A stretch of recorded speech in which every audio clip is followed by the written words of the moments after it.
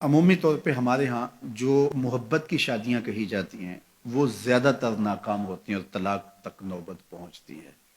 اس کا سبب کیا کہ کچی عمر کے بچے اپنے جذبات سے فیصلہ کرتے ہیں اور ان کی نظر کے اندر صرف ایک دو چیز دیکھنے کی ہوتی ہے جس سے وہ فیصلہ کرتے ہیں، لیکن کہنہ مشق اور گرم سرد چشیدہ والدین اس بات کو جانتے ہیں کہ ہماری اولاد کی ترجیحات کیا ہیں اور جو ہے وہ ازدواجی زندگی کیسے خوبصورت گزرتی ہے۔ اس لیے وہ جو فیصلے کرتے ہیں وہ فیصلے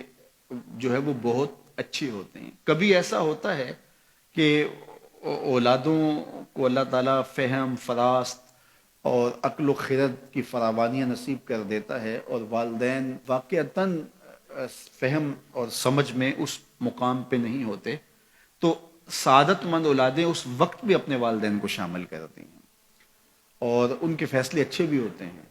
لیکن عمومی طور پہ ہوتا ہے کہ چاہے وہ اسکول، کالج اور یونیورسٹی میں نہ بھی گئے ہوں والدین، لیکن ان کے تجربات عملاً جو ہیں وہ زیادہ ہوتے ہیں۔ اسی لیے فرمایا گیا سید عائشہ رضی اللہ تعالیٰ عنہ سے مروی روایت ہے، ایما امرأۃ نکحت بغیر اذن ولیہا فنکاحها باطل فنکاحها باطل فنکاحها باطل، 3 مرتبہ فرمایا جو خاتون اپنے ولی کی اجازت کے بغیر نکاح کرتی ہے اس کا نکاح باطل ہے، اس کا نکاح باطل ہے، اس کا نکاح باطل ہے۔ تو عمومی طور پہ وہ نکاح جو ہیں وہ ناکام ہو جاتے ہیں، اس لیے کہ وقتی جذبات سے وہ رشتے جڑتے ہیں اور وہ ایک خاص عمر تک وہ جذبات ہوتے ہیں، لیکن اس کے بعد وہ رشتے ٹوٹ جاتے ہیں۔ ماں باپ کو پوری ترجیحات اور پوری زندگی کے سارے نشیب و فراز کا علم ہوتا ہے اور وہ ساری چیزیں سوچ سمجھ کے کوئی چیز جو ہے وہ طے کرتے ہیں۔ اس میں بعض کا ایسا بھی ہوتا ہے کہ والدین بچوں کی ترجیحات دیکھے بغیر اپنی خواہش کو مقدم کر لیتے ہیں، تو یہ چیز بھی تناؤ کا سبب اور طلاق کی نوبت تک پہنچا دیتی ہے۔ یعنی بعض کا ماں باپ کو ضد ہوتی ہے کہ میں اپنے رشتہ داروں میں ہی اپنے بچے کا نکاح کرنا ہے اور وہ بیٹی جو ہے اس کا مزاج نہیں جڑ رہا ہوتا، تو یہ خواہش اچھی ہے، لیکن اگر ان کی زندگی تلخ ہوگی تو اپنی خواہش کو اولاد کے لیے قربان کرنا ہوگا۔ بہرحال جو بھی ذرائع ہیں طلاق کے، جو بھی اسباب ہیں، محرکات ہیں، نتیجہ اگر طلاق تک پہنچ جائے، مرد کو پھر بھی اس کی مردانگی روک رہی ہوتی ہے اور عورت بلا جھجک جب وہ جذبات میں آتی ہے تو وہ طلاق مانگنے میں دیر نہیں کرتی،